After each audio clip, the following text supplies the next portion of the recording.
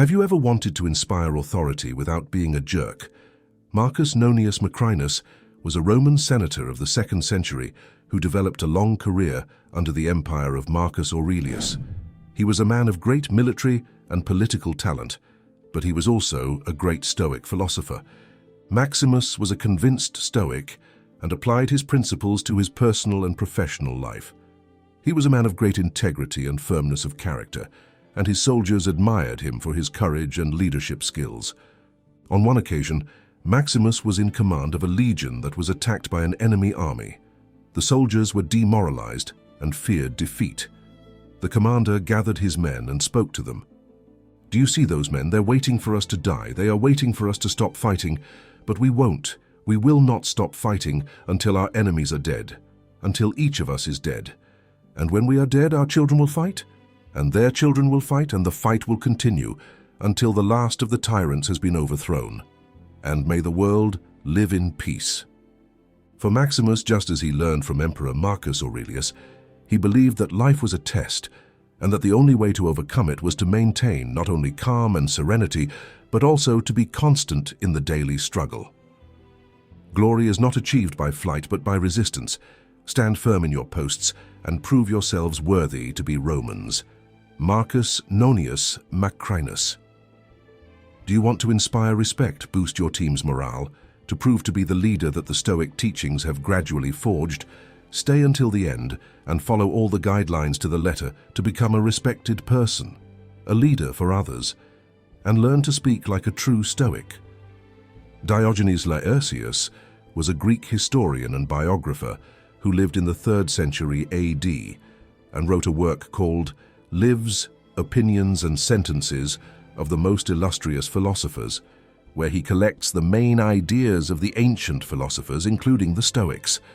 The first key collected by Diogenes was, "Let silence be your goal on most occasions," which expresses the idea that the wise man should be moderate in his speech, avoid vain disputes, and listen attentively. Marcus Aurelius said, "Do not talk about what you do not know, or what does not concern you, or what does not interest you, or what you cannot do. Speak only when necessary, and with brevity and clarity. Don't get carried away by anger, envy, or the desire to please. Do not argue with fools, nor engage in vain matters. Let silence be your goal on most occasions, and you will see how your mind becomes more lucid, your heart calmer, and your action more effective." Its message could not be clearer. Don't talk about what you don't know, because you can make mistakes or lie.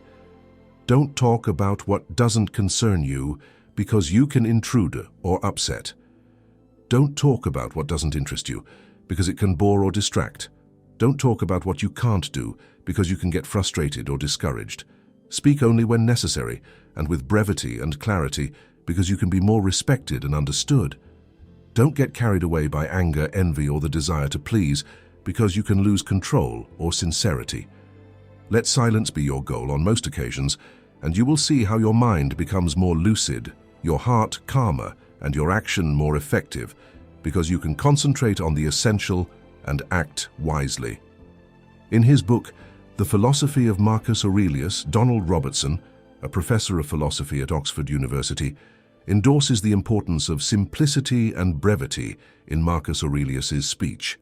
Robertson writes, "Simplicity and brevity are two of the fundamental principles of Stoic discourse. The Stoics believed that effective speech should be easy to understand and remember. Therefore, they avoided the use of complex or flowery language. Instead, they focused on using clear and concise language. Simplicity and brevity can also help make a speech more compelling. When a speech is easy to understand, the audience is more likely to accept and remember it. Just as Maximus did, the oratory of the warrior could reach the hearts of his soldiers, but they were never word-studied to persuade them psychologically. They were real, simple words. These were words that those soldiers really needed to hear and see in Maximus's actions.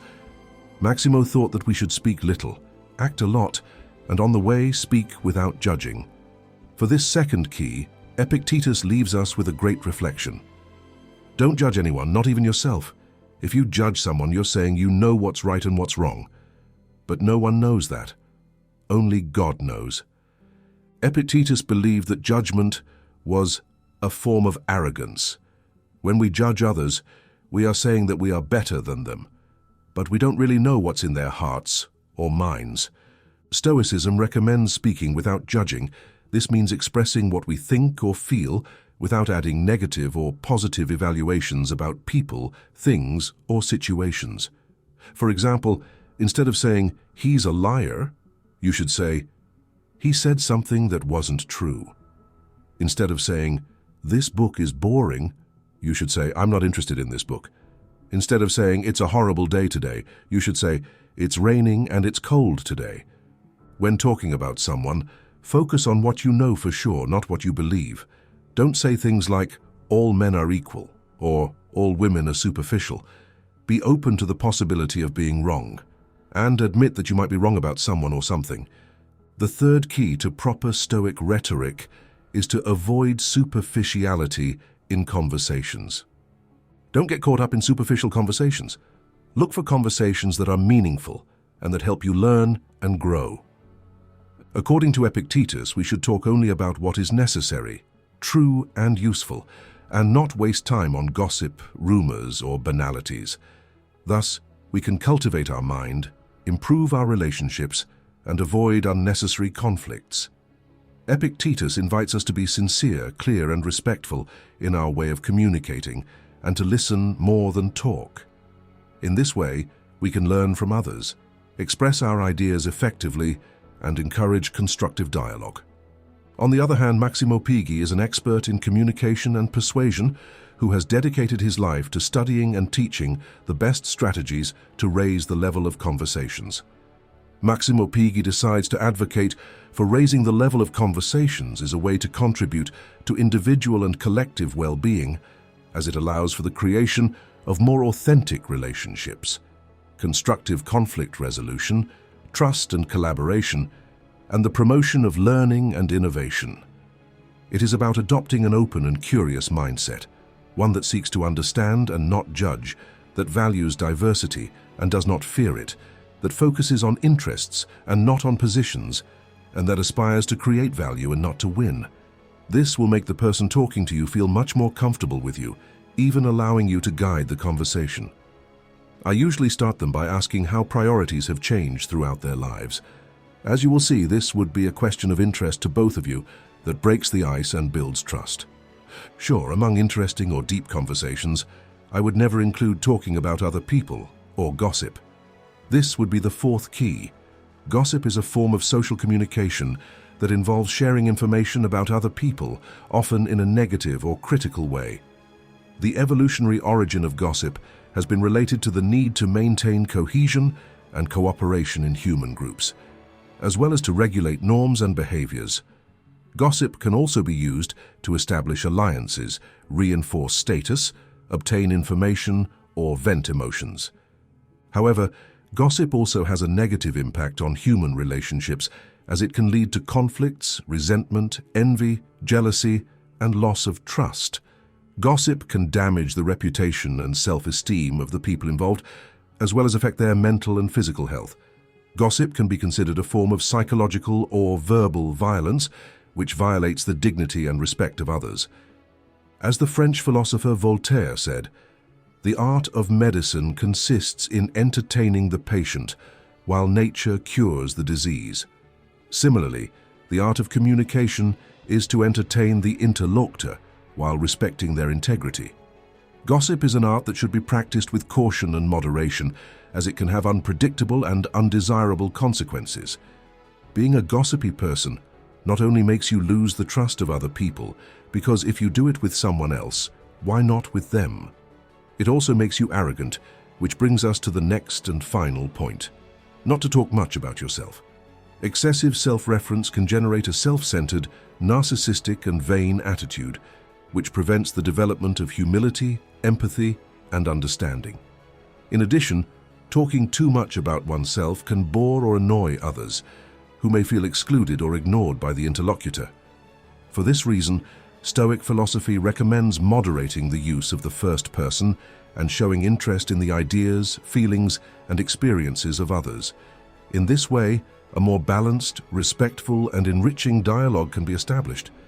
Epictetus says, "If you want to improve, be aware that you are a human being with flaws and limitations, and do not think yourself superior to anyone.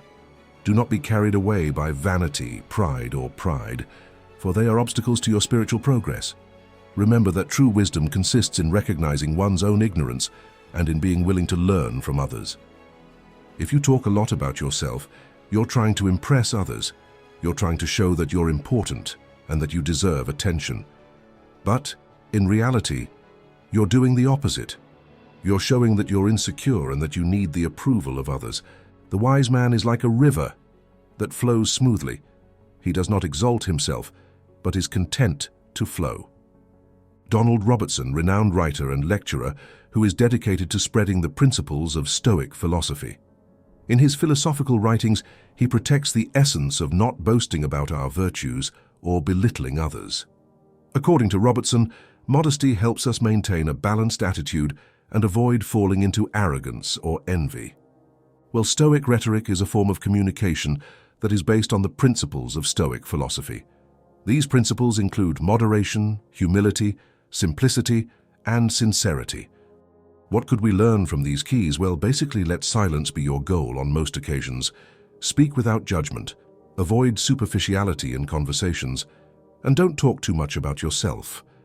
A theme that philosophy and psychology could go hand in hand with is that actions have more power than words to influence others and ourselves.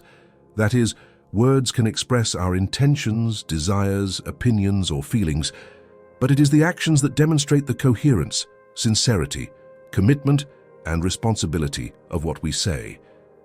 This involves being aware of what we do, why we do it, and how we do it, as well as the consequences our actions have for ourselves and others. For more tips like this, subscribe to the channel and turn on the notification bell. Well, now we say goodbye, dear Stoic friend, until next time.